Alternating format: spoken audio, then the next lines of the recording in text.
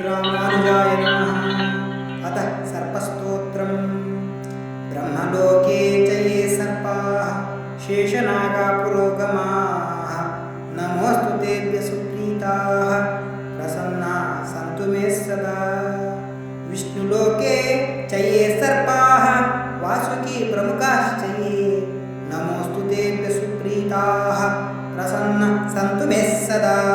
रुद्रलोके च ये सर्पाः तक्षका प्रमुखास्तथा नमोऽस्तु तेभ्यः सुप्रीताः प्रसन्नाः सन्तु मे सदा।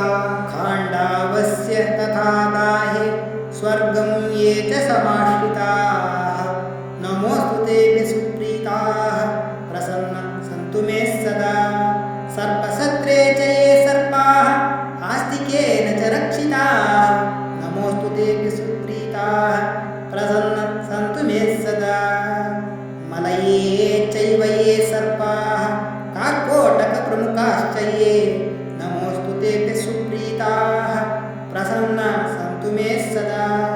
धर्मलोके च ये सर्पाः वैदारण्यं समाश्रिताः नमोऽस्तु तेभ्यः सुप्रीताः प्रसन्नाः सन्तु मे सदा।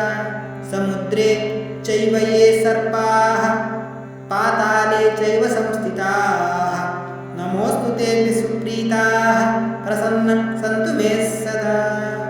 ये सर्पाः पर्वताग्रेषु दरीसन्धिषु संस्थिताः नमोऽस्तु तेभ्यः सुप्रीताः प्रसन्नाः सन्तु मे सदा।